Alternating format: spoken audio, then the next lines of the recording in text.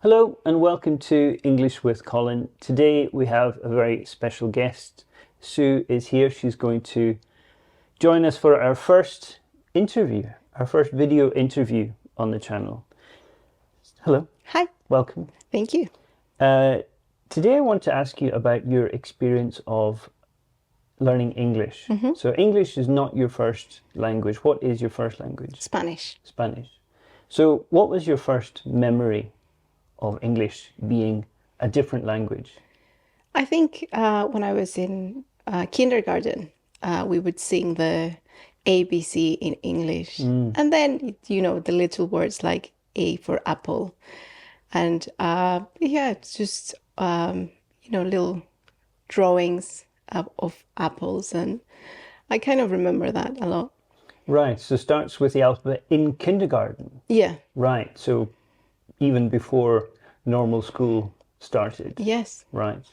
And what about when you started in primary school or elementary school? When I started primary school, I went to a school that was kind of very high level in English. So I don't think I was as prepared because I didn't go to their kindergarten.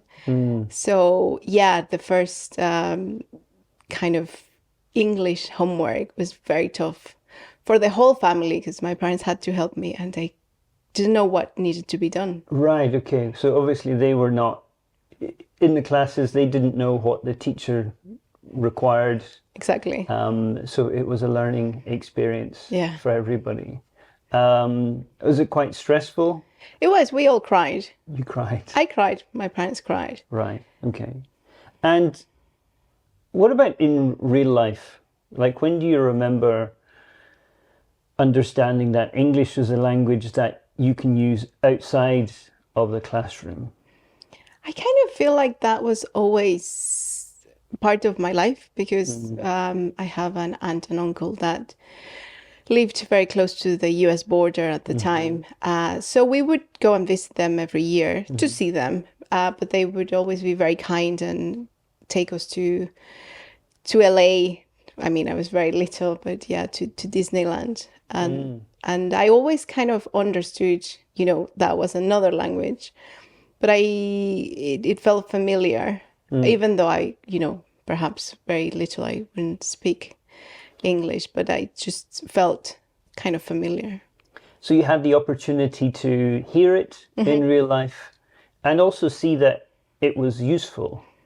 Yes, absolutely. Absolutely. And, later on, I would just go to the US and my aunt and uncle were incredibly kind and would take me to buy some toys. And I remember doing that by myself. Like I would go into the store by myself. So you'd have the money and you would go off shopping. Yeah. What age would you be? I would say it was 7. 7. 7, 8, yeah. Going off but you have a chance from such a young age to have to interact with people in English. Yeah, no, I would choose my toys and then go to the cashier and pay for them. Right. Okay. And I don't remember being nervous about it. So what about as you got older? What were your English classes like? The school I went to was very good in that sense. So we would have a half day in Spanish. So, normal classes like math, history, all of these. And then after the break, all the classes we would take in English, including, vocabulary, grammar, but also kind of content classes like natural science or literature, social science. Yeah. So you'd have a chance to not just learn English grammar, vocabulary, but you were using English to learn new things. Yeah. Yeah. So we were taking these kind of more learning English classes. Like vocabulary would be memorizing these new words and then memorizing also an example sentence. And then that was that. And the other classes would be more about using it. So I learned about topics in English that I didn't learn in Spanish, for example. Right. Okay. So that Did that change your relationship with English? Like, because I think for many students, English is something that is studied in English classroom, and they don't really get a chance to use English to learn new things or access new information.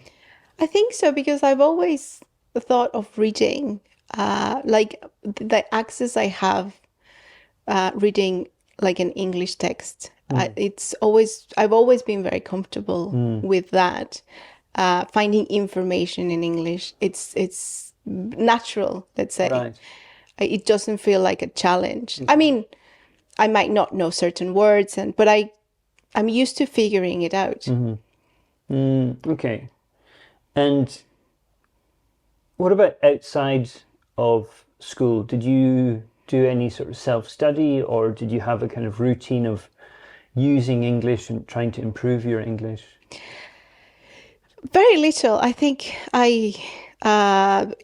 we studied hard, but English outside was, for example, movies. Sometimes, challenge yourself not to have subtitles. Okay. So you just kind of just force yourself to listen and understand as much as you could.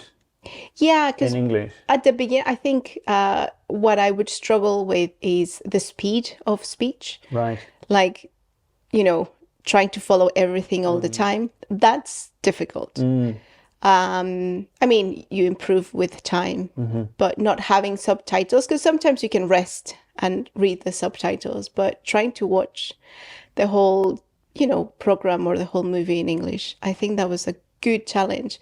But, living next to a country that speaks English, you have all that content available to you. Okay, so there's a natural kind of flow of English language content coming from the US to Mexico. Yeah. And reading? Did you read much when you were younger? I read a lot. I mean, during my, classes, we read a lot of short stories from when I was very little. Right. That was part of the literature class. Okay. And I very much enjoyed it because the US has a lot of short stories. It's quite a popular genre of literature. And it's very accessible for studying because, it's a short story and you can finish it and then you can think about it as a whole. Right, yeah. So you're not just reading a chapter or Exactly. half a chapter in class. You're getting the whole story, beginning, middle, and end, and then you've got a chance to sort of understand it and discuss it. And also, I think they have so many short stories and, for different levels. Right. And it's kind of attractive. Yeah. You can read them. And I do remember, certain stories about clam chowder. And Clam chowder. Yeah. That's one story that kind of sticks in your mind. it was that and some sort of a moose. A moose. Yeah. As in Yeah. with horns, right? Yeah. I think the moose liked clam chowder or something like that. Okay. But I remember that story a lot. I really liked that story for some reason. Interesting. Yeah. So did English kind of become part of your identity? Like, did it ever sort of, like, you stopped thinking yourself as, I would like to learn English. You started thinking of yourself more as, I speak English. It's just part of who I am. I think that was always the case. Oh, really? From Yeah. a young age? Yeah, because I had so much contact with English speakers. Maybe not friends, but, every summer or every vacation, going to the US. It was something that was around me. It was part of life. It was part of life, yeah. Right. And yeah, you struggle and sometimes, in the US they don't understand what you're saying. But it didn't bother me at all. It's like, okay, let's try again. That was it. Yeah, I think that's an important thing to learn, is that just because somebody doesn't understand you that very first time, it doesn't mean you failed and you'll never be understood. You just have to kind of go back, maybe rephrase or maybe check your pronunciation, and there's many reasons why that person didn't understand you. So just having that chance, and also for you in in real life, you need to solve that problem. Yeah. Like I need to say something and this person has to understand it because I want that toy or I want that ice cream or whatever. I need to get through this interaction. Yeah, people are kind. In general, they're kind. Very few times, would you encounter somebody that just didn't want to understand you. Yeah, I'm sure it happens sometimes. But very, very little, it's fine. Yeah. Okay, well, I think that's good for today. Thank you very much for joining me. Yeah, it was a pleasure. Good, okay.